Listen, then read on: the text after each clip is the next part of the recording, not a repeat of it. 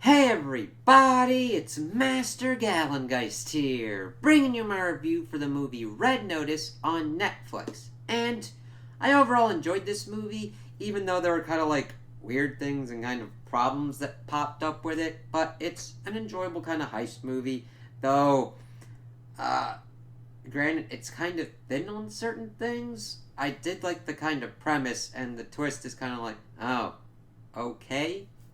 Like it works well enough, but you're just like, all right. It's more seems like a film that like uh, The Rock, Ryan Reynolds, and Gal Gadot uh, wanted to kind of do and just have fun doing their own kind of thing, and it kind of succeeds on that. But eh, there's some like weird problems that pop up, and I kind of wanted a little bit more kind of depth on things, but as just a kind of like movie to like pass the time and everything and just kind of like chill, this is definitely kind of movie that would work pretty well with that. So if you've got Netflix, I'd definitely recommend giving a look into it. It's not really deep. The action pretty serviceable. There are some kind of like wonky bits that happen in like the middle kind of part, mainly because of some weird kind of CGI that kind of pops up with certain things. But yeah, it doesn't really have much on character depth or anything, and it's pretty easy to follow along. So, uh, it's definitely one to like get through like about 2 hours or whatnot. It's not quite 2 hours, just a little bit shy of it. So, it moved at a pretty decent clip. So, let's get into it. Now, the main premise is that we get into kind of the history of Cleopatra and Mark Antony, and evidently for their wedding, when they got married, Mark Antony presented to her these three eggs that, like, each one was successively more beautiful than the last, kind of thing. And it's this big kind of thing. And then when Cleopatra died, they kind of disappeared until about in like 1907, a farmer found like two of them, and then we didn't know what kind of like happened to the other ones. The other one. So we see that like one is in Rome, one is with like an arms dealer, and we're trying to figure out kind of what's going on with the other one. And we see that Interpol is being talked to by FBI agent John Hartley, played by The Rock, and he's pretty much going through. He actually really has more kind of minimal action in this movie, and is more trying the kind of straight man approach to like Ryan Reynolds is like Crazy Man, and more kind of the intellectual approach. He pulls it off, but it's just the script doesn't really help out much. You kind of need a little bit more, and you could tell that this follows the kind of Michael Bay kind of film school thing where the set pieces are given more kind of development than the actual things going on. So they're pretty much checking on the one in Rome, and he's talking about how the bishop said that like uh, Booth, this like notorious art thief, is pretty much going to try and steal the egg, and this museum dude's like, look, it's still here, and then he gets like their thermal imaging and they're like, yeah, if that was real gold, it would be reflecting the temperature, and it's not. And we had seen that somebody was like making a fake egg, Ryan Reynolds' character Booth, and he then pours some coal on it. It disintegrates, and we see that Ryan Reynolds is in the crowd, Booth, and he tries to book it, and we get this on foot chase as they're like going through the building. One of the good action scenes was that Booth is going through all these kind of scaffolding things. It is pretty clear how the action kind of works out as he's like taking guards, taking them out, taking the scaffolding down, and everything is like before he gets to the top and pretty much dismantles the whole thing. And then Hartley pops up, and we get this exchange of like, yeah, why do you have a gun? Because he wouldn't have any jurisdiction here. Interpol would. He's like, yeah, just give me the egg, pretty much. He's like, yeah, I'm the bad guy, whatever, give me the egg. And then, of course, that's when the Interpol agent Das pops up, and he tries to escape. He kind of slams him through the window, and they're getting through, but Booth is able to escape before we are led to believe that they're going to be doing a car chase sequence, and it's like stopped there. It's like, all right. We see that Booth had made it to Bali then, and he's like, yeah, I got the egg, but then we see that Hartley is there with the Interpol. He then goes through, because he's a profiler, and talks about His mother being a professor, his father being a Swiss cop, and how he pretty much started stealing between like ages 8 and 9 or whatnot, and he does it mainly for the thrill and all that kind of stuff. It's like, wow, okay, you're good. Well, we see that they are pretty much putting the egg in this one part, but we see this other agent kind of acting kind of funny, keeping the thing open and then going away with the actual egg. And we see that this is Bishop, who's like the number one art thief and being able to do all this stuff, and pretty much frames Hartley for taking the egg and like giving money into account to kind of give credence to that. And they pretty much arrest him and put him in the same prison with Booth. And yeah, we see that like he starts giving a whole spiel about like his father pretty much loving this watch more than him. That becomes important later on. And we see that also he kind of like screws with him in prison, saying that he's not a cop. Somebody tries to beat him up for being a cop, but that becomes important with his planning later on, because we get kind of like twist reveals. Thing is, the twist reveals aren't horrible, but they're not as good as the ones that I'd preferred in like the Ocean series or other kind of heist ones. It's like, okay, interesting. They do telegraph them enough. It's just sometimes you're just like, all right, you're trying to either focus on like the dialogue or whatnot to see if there's anything important, or just kind of like the funny things that Ryan Reynolds is like spewing from his mouth. We see that Bishop does pop up and decides, okay, I got an egg. I'm going to go get the second egg.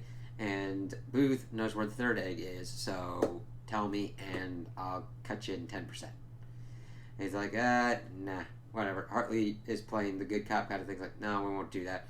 And of course, Booth is able to pretty much figure out a way to get them out of this Russian prison, pretty much making an explosive in the laundry room. They were pretty much used for manual labor to fix this hole in the wall that they then reuse. We get kind of a gunfight where nobody really dies. Like, I don't mind them just using it to pretty much be like covering fire and everything like that, but the one dude's like using a Russian guard using a bazooka and shit like that, and I'm just like, somebody would be like kind of hit or whatnot. And I know they're trying to play that Hartley's more of the kind of good cop kind of thing and not trying to do it. But we see that Booth is able to get in the helicopter, kind of rat on him a little bit. We get kind of a thing where they have to like deal with a homing missile, and it's like, all right, whatever. But they move on to the second kind of big set piece as they get to the arms dealer, and he's usually throws like a masquerade ball, and they got all this kind of like complex kind of thing that they got to get through. He's got a vault with the egg in it. It needs voice, face, thumbprint. Well, it needs voice and facial recognition. You need the thumbprint for his phone, because there's a 12-digit kind of passcode that's like changed every like 6 minutes or whatnot, and they got to figure out kind of what's going on to do that. So they get through. We of course get the kind of like cat and mouse, because of course Bishop is there, and we see that Hartley and her are doing their own kind of thing, playing off of each other, and Hartley was actually doing it to get the phone from the arms dealer because he had a Napoleon complex because of how short he is. And he's like a strangler kind of dude, and he hated his father. It's really weird because we do get information on certain characters, but it never really they didn't really like connect it with me, and I'm just like, okay, that these are just things that are important to kind of move the plot along, whereas you don't really feel like they help flesh out the character as much as it could have been done. But they're able to time the guard changes and everything. They're trying to get in there, but of course, Agent Doss pops up like, hey, Hartley, show me you're a good guy by arresting that dude. And does it, and they're able to get into the room and then close the door, and they're trying to get to the egg, but of course, Bishop is in there. It's like, all right, let's do this. And they're pretty much start fighting. And it's really kind of strange because there's like some weird CGI things that go on, which I don't really know why they needed to do. Like, Gal Gadot starts using this kind of like spear kind of thing, and The Rock starts using this kind of shield. And it's really strange because the beginning action scene was clear and more kind of choreographed than this one. This one just had a lot of different kind of... There's too many things in the room to get as clear of a shot as you need, which is really weird because there's been, like, action movies like John Wick where there's a lot of things in the background, but they're able to kind of, like, find the best kind of way to showcase the action even in those kind of circumstances, and that doesn't really happen here. I only go into this because when action is such an important part of a movie, it needs to be as well executed as a plot, and a plot-heavy movie, because that's the whole point. If you can't see or understand what's kind of going on and are bored with what's going on in an action scene, that's not a very well done action scene. And this one, it's kind of like weird, and you just see him kind of going back and forth. Booth more seems to be on the back foot than anything on this, but you kind of learn towards the end of the movie why that is. But we see that the arms dealer comes in. He had made a deal with Bishop. They had been waiting for this all the time. They go to underneath a bullfighting arena, and they start torturing Hartley to get the information out of Booth of where the third egg is. He gives them a line that it is in Egypt, in a chamber, that the egg never left Egypt, and they kind of like muck around with the arms dealer dude. Bishop drugs him. He goes a little bit loopy. They try to escape, and the Rock gets kind of like fucked up by a bull before they like leave.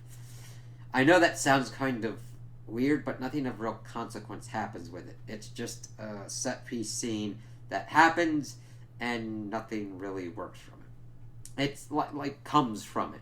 Not that it's not done, but nothing really comes from it. Well, then they're pretty much on a train, and Hartley wants to clear his name and everything like that, and he keeps playing that too much, and it's like, okay, let's kind of see what happens with this.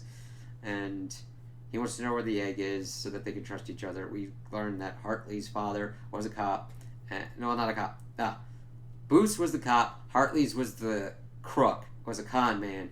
And it's funny how they both kind of like switched, since Booth was a cop and he got framed for like taking the watch. Not framed, his father didn't talk to him for a year because he thought that he stole the watch. But then he like found it, and of course that had like irreparably damaged their relationship. And it's really kind of strange because even though Booth's kind of stuff kind of follows the other ones, since he's in there more and you see kind of more consequences of those kind of backstories and have them actually have more kind of a meaning, it kind of better forms his character. Hartley's, his being a con man and him wanting to be an officer, kind of works but kind of doesn't because of what we get to at the end. So he lays out that the important kind of watch from his father was related to pretty much Nazi treasure. That the art dealer that was with Hitler, he had supposedly had the egg in his hands at some point, and then towards the end of the war went out to Argentina with all these containers that supposedly held machine parts and did something around there. He pretty much broke the watch and was able to find coordinates and everything. So they go there and they find the Nazi bunker with like all these priceless antiquities and everything. There's a funny kind of line that Ryan Reynolds is like, hey, just look for the thing that's marked MacGuffin. And I'm like, yeah, it is a MacGuffin. And see, the thing is, they need all these 3 eggs for the score because there's this Egyptian billionaire that has a daughter named Cleopatra, and he wants to present the eggs to her for a wedding. And that's why it's kind of big. Even though I kind of really would have preferred more of a National Treasure style movie where... Now granted, that's just more me, where it's like, hey, learning all the history, getting all that kind of stuff, and I'm like, yeah, that would have been kind of cool. Now granted, I like a good heist movie as well, but the way this is executed for me doesn't work as well, even though I get enjoyment out of character lines, certain character interactions. Sometimes some of the set pieces when they're executed well, but it's more just like, okay. Well, they're in here, they're looking around, they see this Mercedes and everything that's pretty much built like a tank, and then we see that Doss and Bishop are there. Bishop wants the egg, they're like, yeah, I didn't take your shit seriously, you asshole. And then of course Doss shows up, it's like, everybody freeze! And somehow, even though this shit's been sitting there for like over 70 years, or almost 70 years, they're able to make the Mercedes go, as well as these other armored cars that are in there, because it's a chase sequence. And the Hartley is able to use this gun, even though it's been sitting in there for like ever. It strains believability. You could have done some other kind of stuff to like make this happen that didn't have to be that kind of stupid. But see, they're trying to figure out how that stuff had been gotten down there, and they like have a chase sequence in this abandoned copper mine, which is pretty much CGI for all of it. And we see them like back and forthing.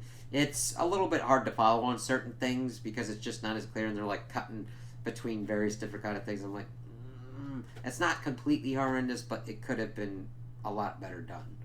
But we see that they like blast through. We see that Booth pops up and is worried about Hartley, puts down the egg, tries to swim back in, and Hartley's like, hey, yeah, alright, you were coming after me, you liked me. And then we get the whole twist reveal that Hartley is actually the second half of Bishop, and that he is romantically involved with Bishop, and that they're going to do stuff with the egg, and they handcuff him to a tree, and he's like, hey, bye-bye, screw. And it's like, fuck, man. And then we see the whole wedding and everything. The daughter is presented with the eggs, but is more excited that they have Ed Sheeran as the wedding singer. And then we see that the Bishop team has pretty much double-crossed the Egyptian billionaire, pretty much because it was Nazi-looted art and valuables, and paying for that is illegal. They arrest him, and they make off with their $300 million, and we get Ed Sheeran being like, why the hell are you taking me away? I was in Game of Thrones. I was like, okay. You could have like spent the time and the money actually developing this more, rather than just having a strange-ass cameo. Not that I mind Ed Sheeran. It's just, and I get that it was supposed to be kind of like funny, and I kind of laughed at it, but I'm like, that's it? Could have done a lot better with that. Could have worked it in a lot better. Not that it's horrendous, but you got like a kind of baseline, and this is kind of where it's at. And like, you could have done all this kind of better. Well, then they're sitting on their boat, and then we see that Booth pops up. Pretty much we're like, yeah, I was able to like find her account, give it to Das, and she's frozen it and everything, and she's here on her way. Unless you want to do this heist with me. That's like pay out 3 times because it's a 3-person heist. And at first they're like, no, we're not going to do it. But then, of course, Gal Gadot is like, hold on, we can do this. And they then go off to look up for their next heist at the Louvre. And that's where it ends. So, I kind of enjoyed it. I mean, I was just interested to kind of see how they kind of worked it out and everything. And I like the 3 main actors and their chemistry and everything. Gal Gadot does a very good job of being like the villainous, kind of like one step ahead kind of person. She really had fun with it, and she didn't act horribly or anything, but she really acted it up and did that kind of like villainous kind of play on it, and it worked pretty well. And I like seeing The Rock's interaction with Ryan Reynolds. I just think they needed to fine tune it a little bit better and focus more on that and make their relationship throughout that kind of work out a little bit better, rather than focusing as much on the set pieces as they did. Not that you shouldn't make good set pieces, but when that's all you've got for your movie,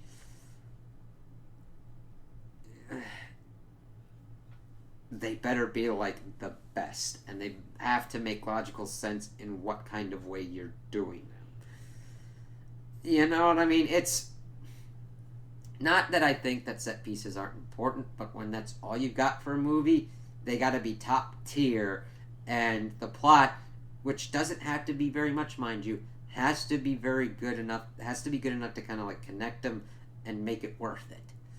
Otherwise, you're just going to be kind of bored as you're like getting through the connecting loading spaces to get to those set pieces. So yeah, overall this was like enjoyable. Like, I'm not pissed off that I spent almost 2 hours watching this movie. I'm like watching and being like, okay, I enjoyed this, and these are the areas that it could have been better at. And I wouldn't mind if they like did a sequel with these actors and hopefully worked out some of the kinks and did some kind of better things with it. So that would be kind of cool. Yeah, I could recommend this.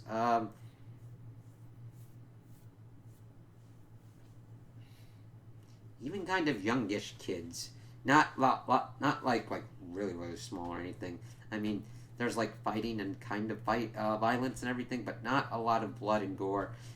There is cursing, so that goes on pretty well. But overall, I'd still be able to recommend this as like a movie to kind of just kill some time if you need it. Have it on in the background. You really wouldn't miss much, and doesn't require complete laser focused attention on any kind of lore or backstory to kind of connect the things going on. But yeah, those are my opinions on the movie. Tell me what you guys think in the comments below. If you liked it, if you didn't like it, if you agree with me, if you disagree with me. Also like and subscribe, and I hope you have a good day.